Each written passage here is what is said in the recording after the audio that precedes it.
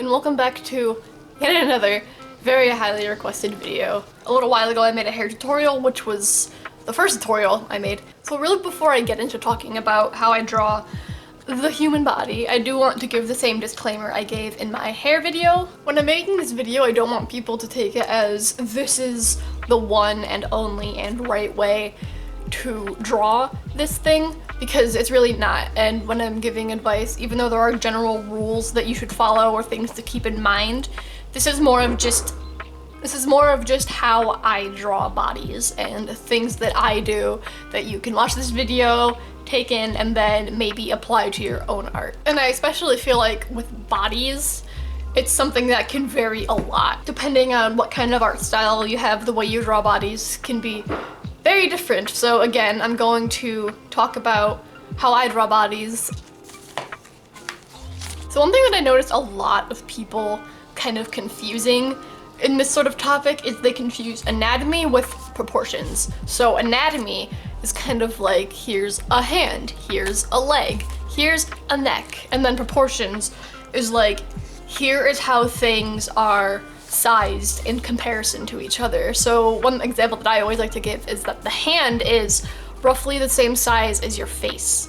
And so you can practice drawing hands, but it's also important to like remember the size of it, you know? So practice drawing hands is like practicing a part of anatomy, but then making sure that it's the same size as the face is practicing proportions. And sometimes people will say that they need help with anatomy when they really mean that they need help with proportions, and then some people do it the opposite way of what I just said. I'm gonna try and cover both in this video, but it's probably going to end up leaning more towards the anatomy side of things. I don't know a whole lot about proportions, honestly. I'm not super confident in my skills in proportions, but I can make a video on it sometime in the future. I don't know when, and it probably won't be my next tutorial, but that's an idea. If you guys are interested in, let me know. And the first piece of advice that I'm going to give is to do figure studies, and I think figure studies is a really great way to practice both anatomy and proportions. Figure drawings is something that I feel like a lot of people think is like an advanced art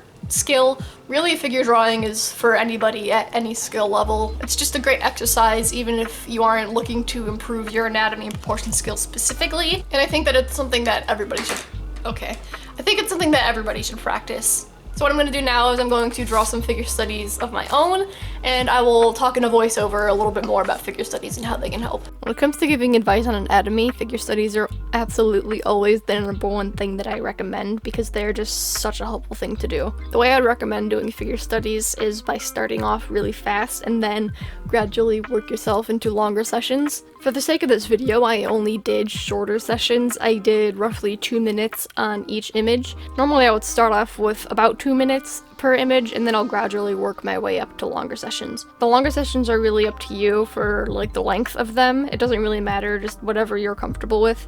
But slow studies and fast studies both have their advantages. Faster studies helps you loosen up and just makes your bodies and poses look a lot more fluid and not stiff, which is, I know, something that a lot of people struggle with. It's something that I've definitely struggled with in the past. And slower studies help you pay attention to details a little bit more. Doing figure studies just really helps to get the flow of a body down first before focusing on like details, which is a really important thing because again, it helps make your art look a lot less stiff.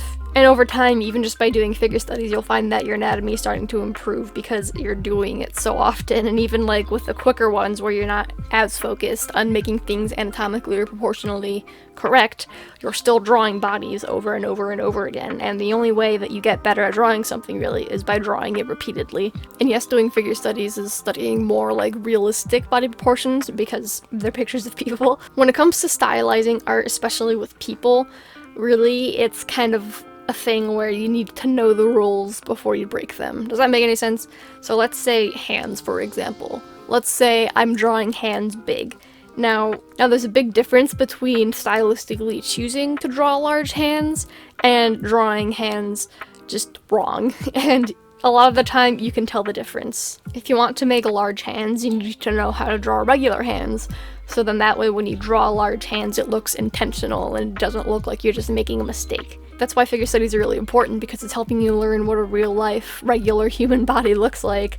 And then once you learn what a realistic body looks like, you'll know how to stylize it correctly. I actually have never been to a figure study class, but if you have a figure study class available to you, then by all means go ahead and try it. I'm sure like IRL figure studying is a lot more helpful, but if you're like me and don't have that option, there are definitely a lot of websites that you can use for figure studying. I used to use a website called Line of Action. I don't really use it anymore just because I've used it for so long and so many times that I actually ended up drawing pretty much all of the images that they have, and so I kind of needed a new one, but I could definitely recommend that one. The one that I was using in this video was Quick Poses. I'm still really new to Quick Poses, but it seems like a pretty good website. I can't really vouch for other figure studying websites, but these two are pretty customizable. You can choose if you want male models or female models, if you want clothed or nude or both. They also have options for studying animals and hands, so it's just a really cool thing. I could definitely recommend both of these websites. So yeah, do your figure studies. They're very important. They're also just like a great warm-up in general, especially like the looser ones. So if you don't do figure studies now, I could definitely recommend that you start doing them because it's just an incredibly helpful thing overall.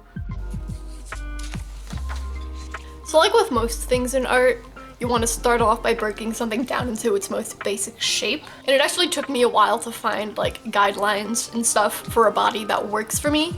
So I'll share that with you now. I'm going to draw a female body and then a male body so you guys can like see the difference, and I'll like point out differences and stuff, and then I'll talk a little bit more about anatomy when I'm like making it.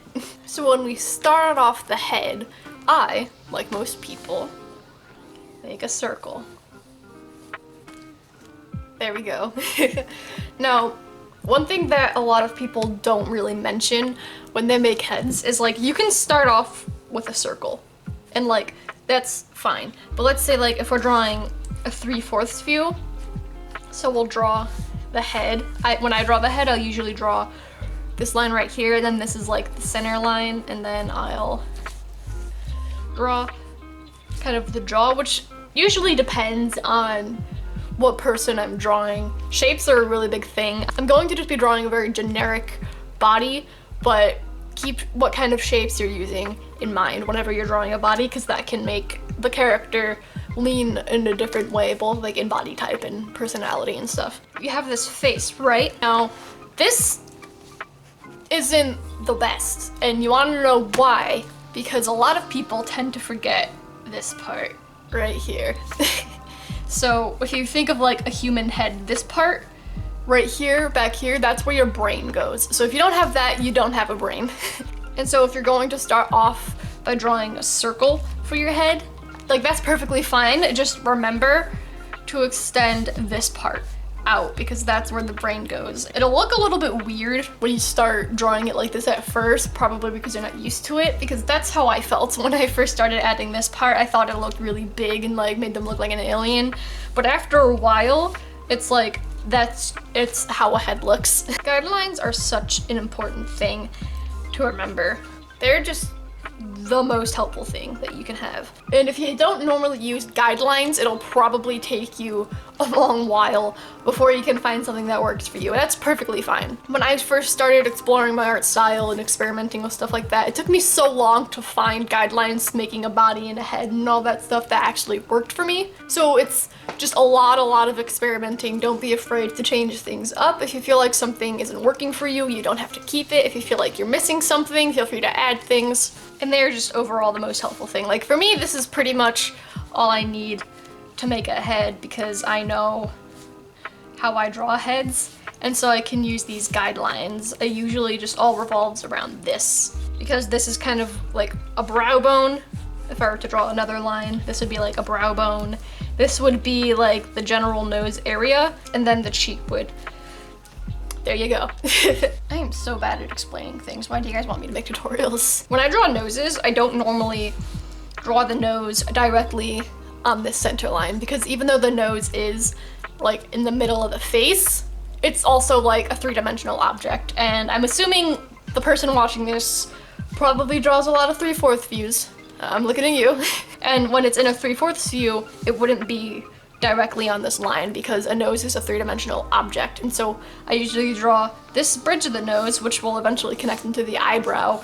I always draw that first and then have it extend out a little bit. Again, that line will determine the shape, and then I'll draw like a little triangle, and then that triangle usually connects with that line. Because this line isn't necessarily where the nose should be, it's where the nose is coming out. Now I always draw the nose first because it is in the center of the face, and everything like kind of revolves around the nose, at least like when I draw it. And so when you draw this, like I said, it'll become the eyebrow, and then you can symmetrically draw the other one. And then what goes underneath the eyebrow? The eye. And then the mouth. I normally don't draw a lot of chins just because I like drawing really expressive faces, and that usually involves me stylizing the mouth a lot. So I don't normally, I do obviously draw a chin, but a lot of the time my chins don't really exist a lot because I don't know, I like drawing exaggerated mouths. But necks are kind of weird. I don't really have a whole lot to say about necks if I'm being completely honest. I don't really know how to describe how I draw necks, to be honest. I usually use the chin and the back of the head to help me make the neck. And when I do it, I always kind of make this U-ish shape and then build off of that. So when I'm drawing this, I'll see if I could put a picture of a neck up here. Like right now, there are these, I don't know what this is anatomically called, but that's what that is. And then I'll use that to like help me place these, which will eventually become the collarbones right there. Now when you're first drawing a body, it's important to be very loose. This head, I shouldn't have done as detailed as I did. That was just more for the sake of you guys. But when you're drawing like a full body, it's very important to loosely put everything down before adding even this level of detail, which honestly isn't a lot of detail. So if I draw bodies how I normally do, this is usually the speed at which I draw bodies. So it's very sketchy, very, very loose, and there's a lot of lines in similar places. I don't know if that made any sense, but I'm not really worried about making things proportionally accurate. I'm just trying to get a flow down. Like I was saying in the figure study section, it's really important to get the flow of a body down before adding too many details, so then you can avoid making your bodies look stiff. So to talk about the body itself a little bit more. So for what actual guidelines I use after I draw the neck, I usually draw, I don't know if you saw, but I drew like a line here, which is kind of where I place the shoulders. For the shoulders, I usually just do some circles, nothing fancy at all. And then for the upper body and the kind of pelvic area, pelvic, whatever. For both of those areas, I used circles. Sometimes down here, I'll use like a square or a rectangle. Again, just depends on the body type. And then you can't really see it because I kind of ran out of room. So this person ended up being kind of short, but there's also like another rectangle in here. So we have this circle here, and then kind of like a rectangle here. Obviously, if you change the shapes and like the sizes, it'll change like their body type and their height and all of that. Kind of similar to the head, like a crosshatch thing there. I don't know, this plus sign. And on the body, it'll usually be, I usually make it a little bit more curved if it's like on a female body because boobs. On male bodies, this is generally more flat. And then I also use this line to kind of lead into the belly button. The chest, I think, is something a lot of people struggle with. I definitely struggled with it because like for female chests, it's always hard for me to figure out if it's in proportion with the rest of the body. But just a very important thing to remember is that boobs are just fat. And so like curvier bodies will probably have like a larger chest, and then skinnier bodies will probably have like a smaller chest. Obviously, like bodies come in all different sorts of shapes and sizes. The only time I really draw nude bodies is if I'm figure studying, so I don't really have like a way to draw a nude boob. So when I draw a chest, it's usually just like a shape, and then I'll use clothes to define the chest a little bit more. I usually go in then to define the stomach a little bit, and I always connect the stomach kind of with the pelvic area. So let's say we start here, like where this connects. Obviously there'd be a fold here because that's where the leg is. You'll see me do something like this, and that's just like, that is kind of a shape of where the belly would be. And then this is that like awkward, don't know what it's called anatomically again, but the place right next to the crotch where it's like the leg and the pelvic area meet. That thing. I also noticed a lot of people not really draw like folds in skin in like roles because they just think it's an unattractive thing, but really it's just a thing on the body. It's not anything that I think people need to be worried about. Obviously, it's a lot more easier said than done, but that's just my opinion. When you're drawing a female body, it's important to look at like this, because obviously like you have an hourglass shape, which is kind of like a traditional female body, I guess. There should be a curve here, but you don't want to pinch this in because then she won't have any internal organs, and then you don't want to make the chest like wider than the hips because that very rarely happens with female bodies. Legs, again, I don't really do anything fancy. One thing that I always liked, I don't know what they're called, I'll see if I can find it, but this part right here. And then at this point, I'll usually define the knees a little bit more. This leg, since it's more facing front, the knee would be like more in the center. But then for this one, I would draw the circle more like on the edge. So if we have this facing the left, the bottom, this part of the thigh, this line is more straight, and then this one is more curved. And then underneath the knee on the calf, this part is more straight, and then this part is more curved. So we'll have a straight, and then a curve, and then straight and curve. When the leg is facing the front, that rule doesn't normally apply, I guess. Instead, I'll usually have two more straight lines on top and then more curvy lines on the bottom to help define the calf. I'm holding back a burp.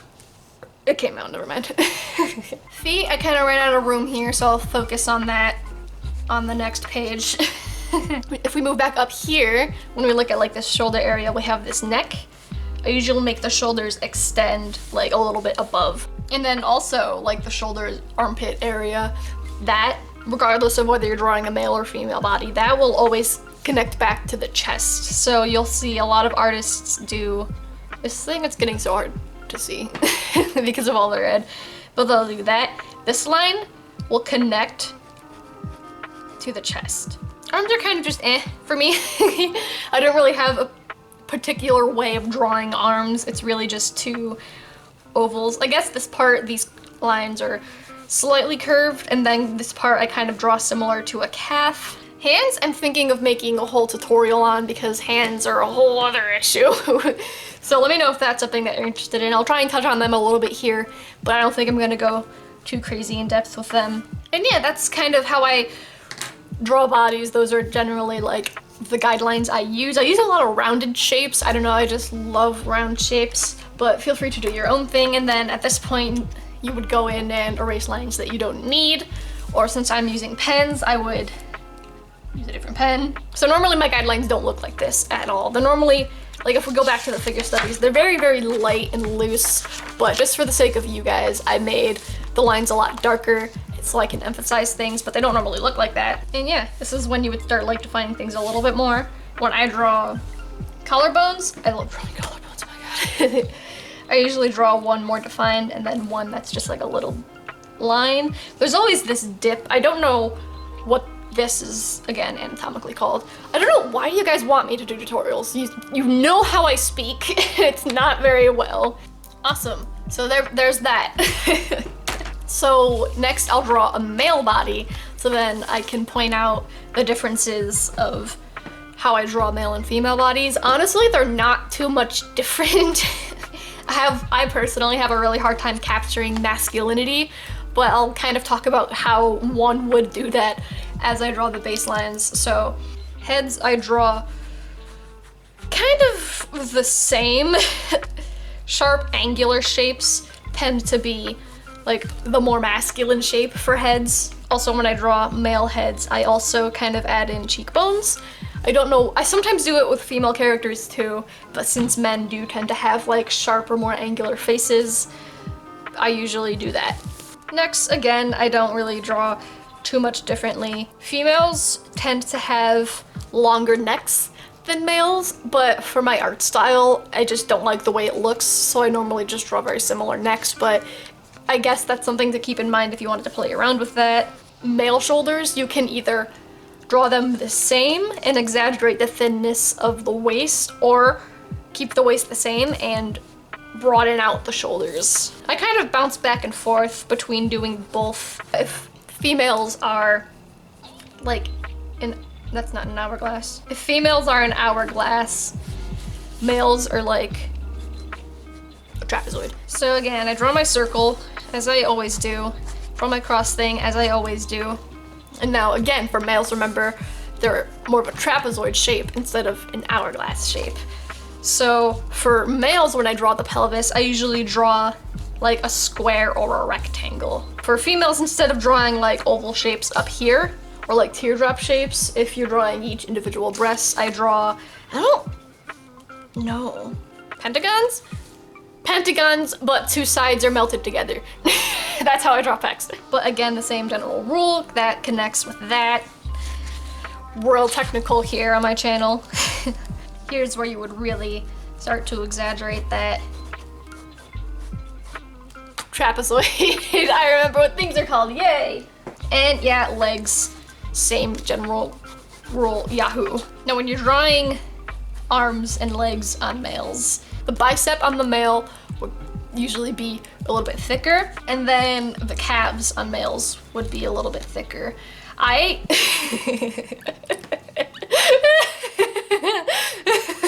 When I draw females, in theory, like the thighs of a female body would be thicker than the calves of a male body would be thicker. When I draw females, I usually draw the thigh and the calf about the same thickness. I don't know, that's just working well with my art style.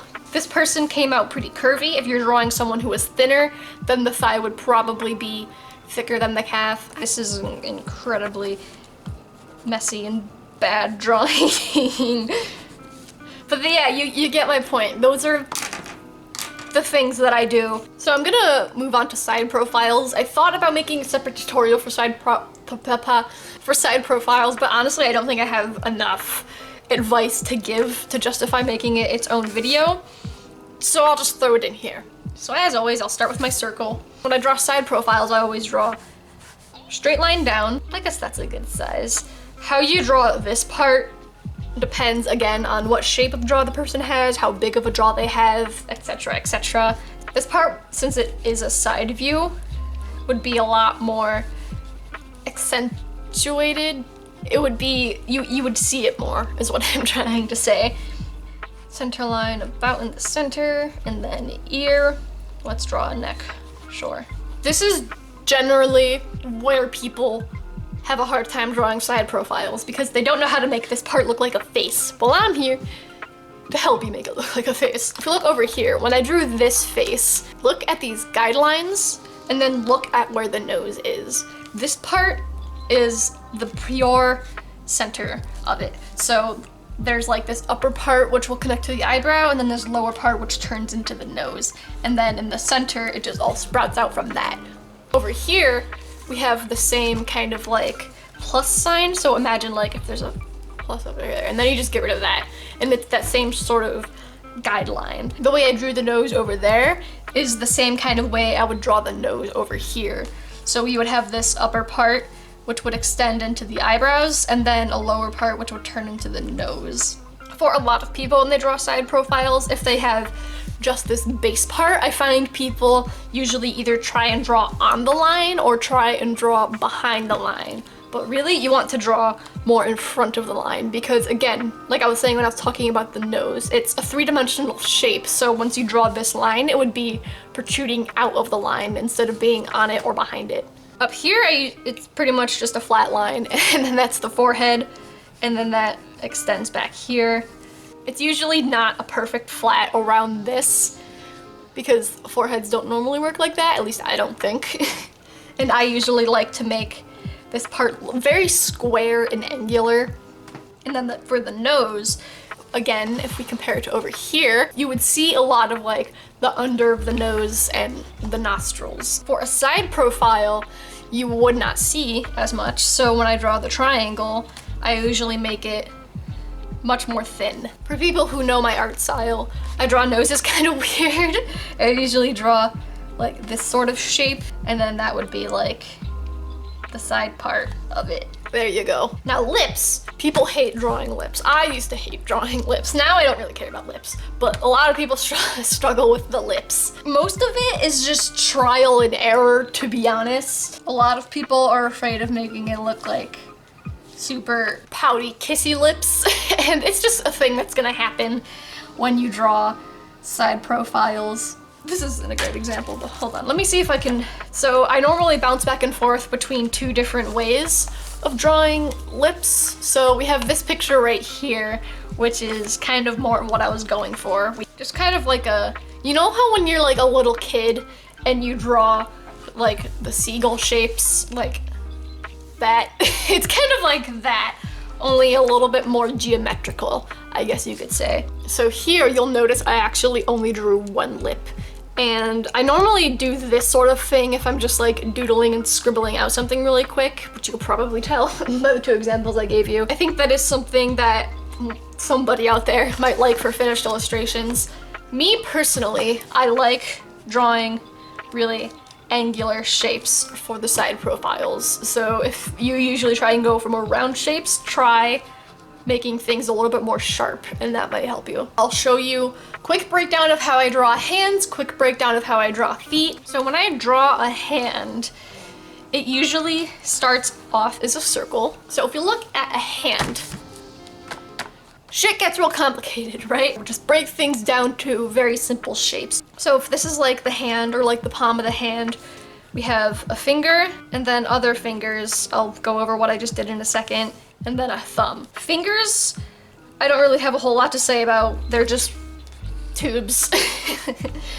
Sometimes I'll add one of these if I need to like draw a specific pose of a finger, because that's something to keep in mind. You'll have this part and then they kind of like make kind of like a boxy shape, right? So you'll have this bottom part here, this middle part, and then this part. And they usually are arranged from biggest to smallest. So this is the biggest one, medium size, smallest size. Now what I did here, when I drew that, that's actually both the middle finger and the ring finger. If you ever look at a hand, like just right now, put your hand out in front of you. Every single time, like if your hand is laying in a natural position, your middle finger and your ring finger will just naturally be drawn together. I'll usually add a line here to define them a little bit more, but I usually keep it as one shape. And then if you were to sketch, you would have this pinky muscle here. Right here where the pinky is, there would actually be like a bone. So there would be a little bump there. And then feet, I usually break down in 3 basic shapes, right? So that's the ankle, we'll have the little ankle bone there. Now when I draw feet, I usually do first this like trapezoid shape, which is like the top part of the foot. This, I don't even know what shape that is. Square slash triangle shape. Square slash triangle shape. Square slash triangle shape. Square. And then this sort of rounded smushed rectangle for the toes. I usually keep this line, This part, I'll have it go like that. Maybe I'll shade that in. And then when I draw toes, I'll usually draw the big toe as its own thing. And then kind of how I drew the ring finger and the middle finger, I usually just draw all 4 of these toes and then add lines. Toenails usually help because toes are really weirdly shaped. Now that's, again, not a perfect foot, but that's just a base of how I draw feet. I can't speak for every artist out there, obviously, but I can assume, just like me, it takes a while to find guidelines that really work. And I would highly, highly, highly encourage you to take the time to find out what shapes, what guidelines, all that works for you, because let me tell you, it is a lifesaver. It makes drawing poses so much easier, makes drawing different body types so much easier, and it took me years to find it, but now that I have one, I'm really, really happy that I took the time and experimented with different things and really paid attention to what works and what didn't work for me. We draw a slightly above angle of a person. I just remember the shapes that I put in the head. So we have that. And then I remember the shapes that I used to make like the neck and the shoulders, and I'll do that, and I can just envision where the shapes will be, because I'm not imagining a body, I'm imagining shapes. It's just such an amazing thing that makes life so much easier. And just like in my hair video, I will say the most important tip I can give you for drawing bodies or anything is to practice. I said it in my other video, I'll say it again here. You can sit all day on YouTube watching tutorials on how to draw something. Yes, get tips, learn new things. That's amazing. But when it comes to art, the only way you can ever truly improve on drawing something is if you sit down and you draw that thing a million times. The only way I can draw this body, or well, that body's not that good, but I drew it. So the only way I was able to draw any of this is by drawing these things for years. The only way you can improve drawing something that you want to draw is to draw it for years, and it's going to be frustrating and you're going to want to give up, and that's perfectly okay. Don't give up, but feeling those things is okay and normal. You see all these artists that you look up to and you want to be like them, and the only way that they got to where they are is because they kept drawing, and that's the only way you're gonna get there, is if you keep drawing. So thanks for coming to my TED Talk. But yeah, again, I'm sorry if anything was unclear. I'm really bad at speaking. I don't know why you guys want me to keep making tutorials, but let me know if you found this helpful. If you think I left anything out or if anything was just unclear, let me know in the comments down below and I will do my best to help. I tried giving everything that I could, but like I said in the hair video, I don't know your guys' specific problems with drawing bodies, so I don't really know what specifically to address. So I just kind of gave these general tips and tricks that I have, and hopefully you found them useful. I know a lot of you guys are young artists who ask me for advice on how to draw various things, and so leave a comment down below on what you would like me to make a tutorial on next. I know clothes is a big contender for next tutorial because a lot of people ask questions about how I draw clothes, but leave comments down below about other things I should make a tutorial on, and I'll probably get to it eventually. I know I didn't go over proportions too much in this video, but I tried. I mean, there's a lot to do with bodies, and so there's just a lot going on to capture in a video, but I can make a part 2 of this if you guys want, if there's enough demand for it and enough questions about bodies remaining after this. Give this video a thumbs up if you liked it, comment down below if this was helpful or if you have any questions, and if you want to see more of my art, subscribe! I'm apparently posting tutorials now, but I also draw a lot of illustrations of characters. I talk a lot about my own characters, and I like drawing fan art of shows that I enjoy and stuff like that. And you can also follow me on any social media. Instagram is the best place to follow me, so I would suggest following me there. And there is a video on screen and in the iCard for you to check out if you're interested. Thank you for watching, and I will hopefully see you next week. Bye.